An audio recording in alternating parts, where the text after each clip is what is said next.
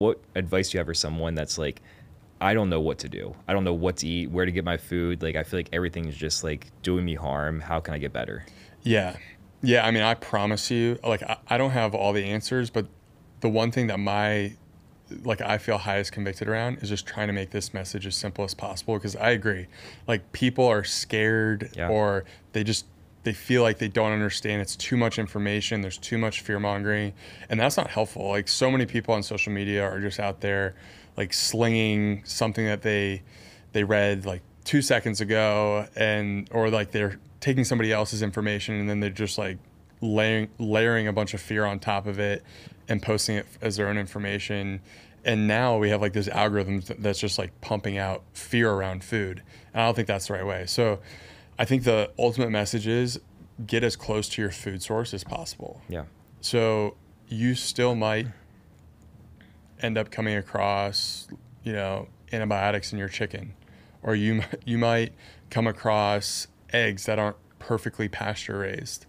But I do think that if you are buying directly from the person providing you food, it's going to take out so many of these nodes that could introduce so many of these layers of the food systems that could introduce some level of a chemical being added in, or even just like it not being a local food source. It just adds some level of uncertainty around like where your food's coming from, what they're spraying on it, and who's been handling it and caring for it by the time it hits your plate. Yeah. So I just try to keep it simple with that. Like, cut out as many people as possible. That's good. Yeah. Yeah. Your diet seems pretty simple. Like, it's effective, but you're like, I'm eating the same things over and over again. Yeah. Simple, single ingredient foods.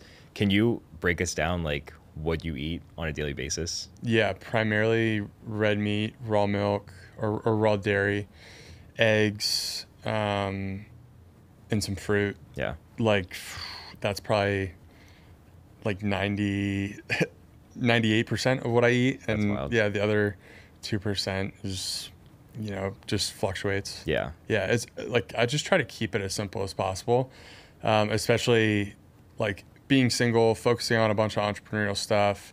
Like, if I can just take the guesswork out of diet, it makes it so much easier. So, and I'll add into like, I'll go buy fermented vegetables or sauerkraut or, just things that I can have in my fridge that I can just throw onto ground beef and make it taste great, or throw into scrambled eggs and make it taste great. So there's little things that I do here and there that, just like having the fridge stocked with some good condiments and things like that. I like Primal Kitchen. It just makes life so much easier. Yeah, absolutely.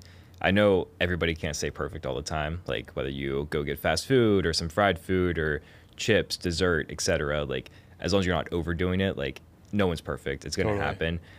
What are like 5 things you would just never touch? Soda. Okay. Yeah, soda for sure. I would say just like candy.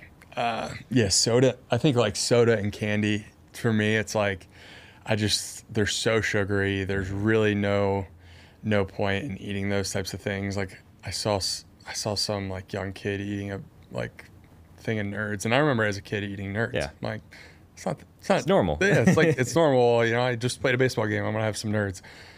I'm like, now, no shot. Yeah. I think I would add cereal to that. Like, most cereals are just garbage and don't really have any nutritional value. What else? That's pretty good top 3. Yeah. I might have to just stay with those 3. That's good. Yeah. I thought we were supposed to eat cereal for dinner, though. What happened to that? It's crazy the information we're fed. Dude. It's wild. Yeah, it's crazy too, when you understand some of the history behind it as well.